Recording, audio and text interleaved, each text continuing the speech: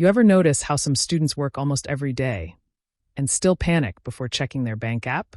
Like somehow you can work 20 hours a week, survive on instant noodles, skip parties, say, "I'm saving money now," and still end the month with $12 and a mini heart attack.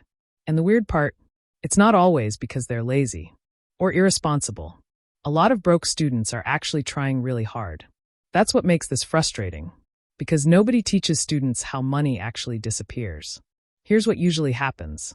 You get your first job. Maybe it's freelance work, campus work, retail, remote gigs. Maybe your parents still help a little. At first, earning money feels amazing. You buy food without calculating every item. You stop asking people for gas money. You finally feel independent. Then 3 months later, you're somehow more stressed about money than before. And this is where most students get trapped. Because they think, if I just earn more, I'll finally feel financially stable. But most students don't have an income problem first. They have a money leaking problem. Tiny leaks, daily leaks, emotional leaks. And because each purchase feels small, nothing seems dangerous. Until your account balance starts looking like a social experiment. This one is sneaky. Because technically, the purchases make sense. You studied all day, worked a shift, finished assignments. You're exhausted. So you reward yourself. Let me just order food. Let me buy this. One small treat. And individually? None of these things are crazy. The problem is repetition. A student spends $8 here, $12 there, another $7 because today was stressful. By the end of the month, stress has eaten the entire paycheck. And honestly, modern student life almost encourages this. Everything is marketed as self-care now. You're sad? Buy something. Tired? Spend money. Bored? Open an app and press checkout. I knew a guy in college who worked almost every evening at a cafe. Always busy. Always tired. Always broke. One day he checked his banking history and realized he spent more money on delivery fees than textbooks. Delivery fees. That realization hurt him spiritually. This part nobody talks about. Students normalize financial chaos because everyone around them is also financially confused. Think about it. A friend says, "Bro, just borrow now, you'll sort it later." Another says, "Sleep is temporary, money is forever." Then 2 weeks later, they're both hiding from loan apps like fugitives. The dangerous thing about student culture is this. If everyone is struggling, struggling starts feeling normal. So people stop questioning bad habits. Eating out every day becomes normal. Impulse shopping becomes normal. Using future money before earning it becomes normal. And social media makes this worse. Because now students compare themselves to people whose lifestyles are completely fake. You'll see somebody posting, "Soft life." Meanwhile, the laptop behind the photo belongs to their cousin. There's this pressure to look okay financially, even when things are collapsing quietly. And broke people often spend the most trying not to look broke. That's the painful irony. This is a huge one.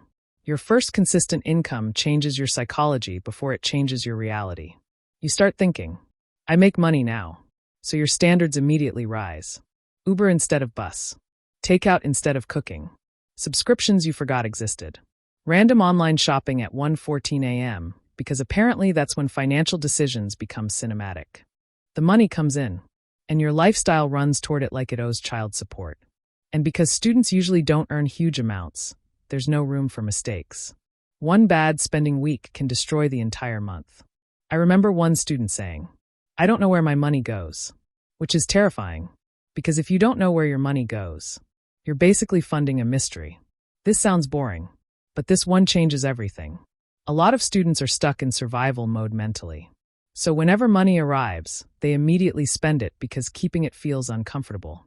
That's real. For some people, saving money actually creates anxiety, because they're used to money leaving quickly. So subconsciously they think, "Let me enjoy it before something happens." And that mindset quietly destroys progress. Here's a simple example. 2 students both earn the same amount. One spends whatever is left after the month ends. The other saves first, even if it's small. After 1 year, their lives look completely different. Not because one became a millionaire, but because one person created breathing room. That's what money actually gives you first. Breathing room. Less panic. Less desperation. More options. Not luxury. Options. Most people think fixing money requires some massive life transformation. It usually doesn't. It's smaller than that. Tiny systems change broke behavior faster than motivation does. For example, one student started using a 24-hour rule. Anything non-essential? Wait 24 hours before buying it. That single habit saved him absurd amounts of money because half the things he wanted were emotional purchases. Another student stopped keeping card details saved on shopping apps. That tiny inconvenience reduced impulse buying immediately. One girl started carrying snacks and water to campus every day. Sounds minor. She later calculated she saved enough in a semester to cover part of her school materials. That's the thing people miss. Being broke usually isn't one dramatic decision. It's hundreds of unnoticed automatic behaviors. This is where maturity starts kicking in. A lot of students secretly want the appearance of financial success more than actual stability. And social media rewards appearances aggressively. Nobody posts. Today I avoided unnecessary spending and built an emergency fund. No, they post expensive dinners with captions like, God did. Meanwhile, God is probably wondering where the savings account went. Real financial progress is often visually boring. Cooking at home. Saying no sometimes. Repeating clothes. Ignoring trends. Leaving events early because transportation money matters. Not glamorous, but peaceful. And peace is underrated until you've experienced constant money stress. So why do most students stay broke? Even with a job? Because earning money and managing money are completely different skills. One gets attention. The other quietly determines your future. And honestly, most students aren't failing because they're irresponsible. They're operating in a culture that constantly pushes spending, comparison, convenience, and emotional decision-making.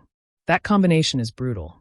But once you notice the patterns, you stop feeling confused. You start seeing where the leaks are.